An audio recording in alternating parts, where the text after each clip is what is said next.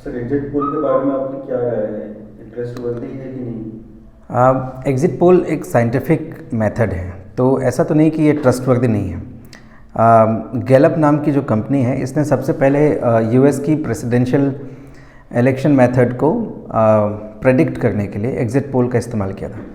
उस वक्त post cards होते थे, पोस्ट कार्ड्स से उन लोगों ने ओपिनियन पोल्स लिए थे और टेलीफोन से उन्होंने ओपिनियंस कराए थे। तो बेसिकली एग्ज़िट पोल का मतलब ये है कि जब आप पोल से अपना चुनाव दे करके, वोट दे करके बाहर आ गए, तो उस वक्त ठीक उसी वक्त आपसे लोगों ने पूछा कि आपने किसको वोट दिया है या किस वजह से वोट दिया है, क्या कॉन्सेप्ट थे आपके वोट के टाइम पे। तो ये एग्ज़िट पोल है। ओपिनियन पोल मतलब उससे और पहले जा कर के, तो ओपिनियन पोल का जो आविष्कार है वो गैलप ने किया था। एग्ज़िट पोल का आविष्कार कई बार फ्रांस के एक सांसद हैं, उनके बारे में भी कहा जाता है, अलग अलग विचार हैं, पर ये 1940-1945 के समय से ये विचार में आया। भारत में एक मैथमेटिशियन है, वैज्ञानिक हैं, डॉक्टर राजीव कारंदीकर। अभी वो चेन्नई में मैथमेटिक इंस्टीट्यूट के हेड हैं, डायरेक्टर हैं। सो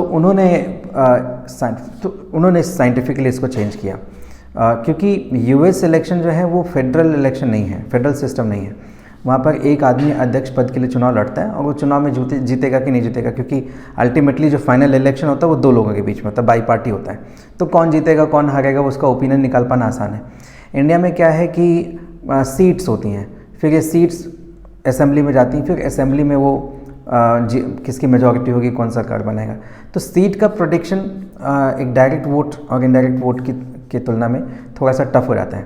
तो इस गैप को फिल किया था डॉक्टर राजीव कारंदीकर ने, और उन्होंने भी मैथमेटिकल फार्मूलेज बनाए और तय किया कि फिर इंडियन इलेक्शंस को किस तरह से प्रेडिक्ट किया जाएगा, एग्जिट पोल के क्या मायने होंगे। So what I am saying is कि yes, it is an absolute scientific method, but ये मैथमेटिक्स की प्रोबेबिलिटी थ्योरी पे काम करते हैं। So there are lot of ifs and buts in it. अब वो सारे इफ्स एंड बट्स सही हो जाते हैं तो प्रेडिक्शन सही होता है। अब दो चीज़ें होती हैं इसमें, जो बंदा एग्जिट पोल करा रहा है या जो इंस्टीट्यूट करा रही है वो कितनी मतलब कितनी लेजिटिमेट है, वो बायस्ड कितनी है या नहीं है।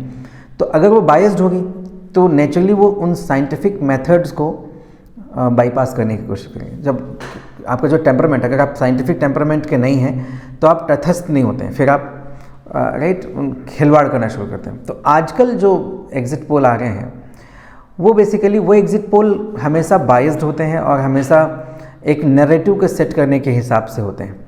और दो तरह की खिलवाड़ होता है एग्जिट पोल की तरफ से। एक तो जो सत्ताधारी पक्ष है वो खुद खिलवाड़ करती हैं, जो भी पावर में है, जिसका भी सुना जाता है, जिसकी भी जरूरी नहीं कि वो गवर्नमेंट में हो, राइट। कई बार आप ऐसे ही स्टेट के भी इलेक्शंस होते हैं जहाँ पे जो नेशनल गवर्नमेंट है या मेजॉरिटी जो रिजीम है वो पावर में नहीं है, उसके बावजूद भी वो लोग एडल्ट्रेट कर लेते हैं, जैसे टीएमसी के केस में वेस्ट बंगाल में हुआ।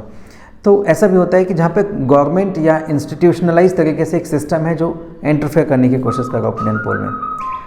और एक दूसरा तरीका होता है कि जो लोग एग्जिट पोल करा रहे हैं वो अपने पेटी इश्यूज़ के लिए, अपने छोटे से फ़ायदे के लिए कि हम सरकार को बेच देंगे, हम जिनसे हमको फेवरिज्म लेना है उनको बेच देंगे तो उनसे कुछ हमको फ़ायदा मिल जाएगा।